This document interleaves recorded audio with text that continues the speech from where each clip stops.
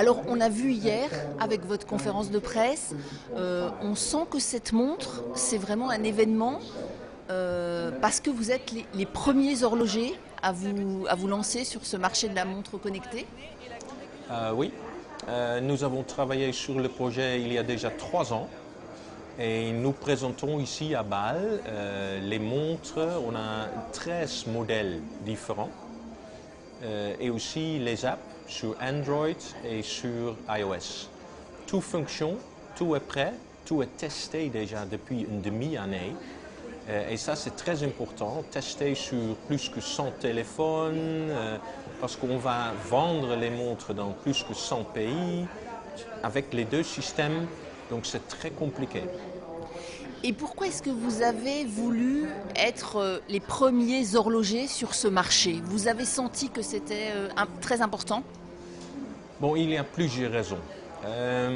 Moi, j'ai travaillé aussi pendant 6 ans pour Philips Electronics. Donc, pour moi, c'était déjà un petit peu un mariage entre mon travail à l'époque et le domaine de l'horlogerie. Nous sommes maintenant 25 ans dans le domaine de l'horlogerie. Mais j'ai encore beaucoup d'expérience appris à Philips. Ça, c'était une raison. L'autre raison, nous avons la marque Alpina. Donc, il y a une marque basée en Suisse, évidemment, et aussi avec les valeurs alpinistes. Les valeurs des Alpes. Et ils ont demandé plusieurs fois à moi déjà pourquoi on ne fait pas une montre smart avec un altimètre, parce que ça va donner quelque chose de spécial. Et on a investi ça il y a déjà 3 ans, mais on n'a pas continué.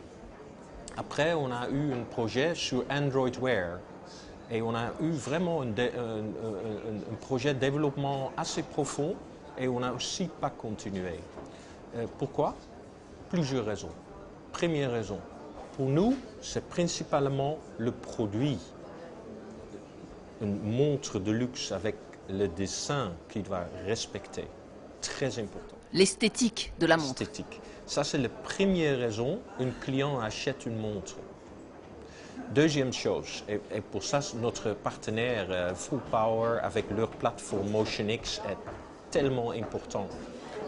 On a battery life, plus que 2 ans. La batterie dure 2 ans, plus de 2 ans. Absolument, oui, parce que nous pensons au début, aussi en discussion avec notre partenaire, c'est nécessaire d'avoir une montre qui est autonome. Nous ne voulons pas avoir une autre pièce qu'on doit charger chaque nuit. Ça, c'était les raisons où on a aussi abandonné le projet Android Wear.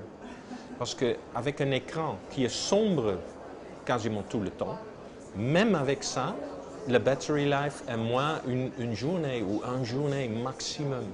Et 2 ans plus battery life, c'est incroyable. C'est ce qui fait aussi que c'est un vrai produit horloger et que ce n'est pas uniquement un mini téléphone qu'on porte au bras. Absolument, absolument. Et donc ça, c'est les raisons on a aussi sélectionné, et ça, c'était vraiment le breakthrough aussi dans cette période, d'afficher l'information connectée par aiguille. Donc, il y a des limitations, ça c'est vrai, parce qu'avec aiguille, ce n'est pas possible d'afficher tout. Mais ça reste un bel produit, ça reste quelque chose horlogère. Ça, c'est aussi la raison, on a le nom, inventé le nom, Horological Smartwatch. Et comme vous dites, pas un petit écran sur le poignet. Si nous voulons lire nos textes, nous prenons le téléphone, on a le grand écran. C'est beaucoup plus clair. Qui seront justement les clients qui auront envie de ce plus, de cette montre avec ce plus connecté? Bon, notre vision sur ça est suivante. En Suisse, on a une production de 21 millions de pièces par année de montres avec un mouvement quartz. Et nous pensons, dans une période entre 3 et 5 ans, entre 30 et 50% va se changer dans une version connectée. Vous avez vraiment l'impression que ça va prendre de l'ampleur? Oui, oui. Nous pensons, pendant une période entre 3 et 5 ans, entre 30 et 50% des montres quartz qui sont produits par année, c'est 21 millions de pièces maintenant, en Suisse, va se changer dans une version connectée et smart. Donc c'était important d'être parmi les premiers à l'avoir mise au point. Oui, parce que donc, dans nos collections, autour de 35% est avec les montres quartz, avec les mouvements quartz. Donc, si ça va changer, c'est mieux d'être dedans. Et donc, l'autre raison aussi pourquoi je pense que ça va changer, parce que c'est très logique. Plus en plus, on a les possibilités d'ajouter les fonctions.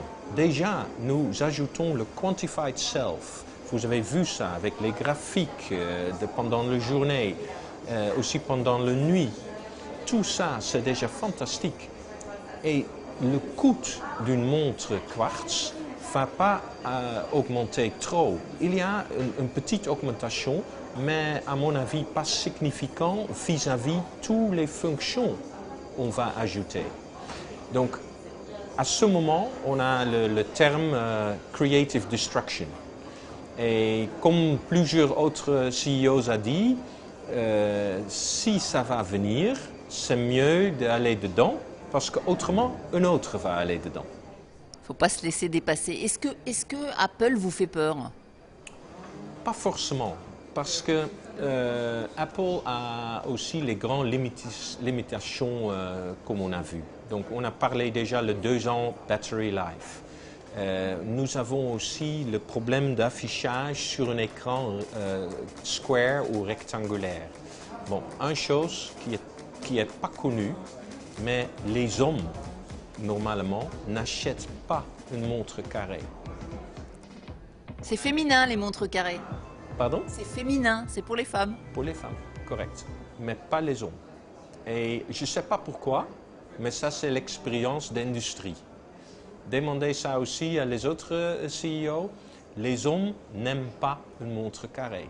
Donc ça, c'est quelque chose, et ça, c'est aussi notre force ici en Suisse. Nous faisons ici des milliers de modèles différents. Et la raison, parce que la première raison un client voudrait acheter une montre, parce qu'il aime le dessin. Et pour ça, on a les dessins dans toute cette variété. Mais en tout cas, on n'a pas beaucoup de carrés.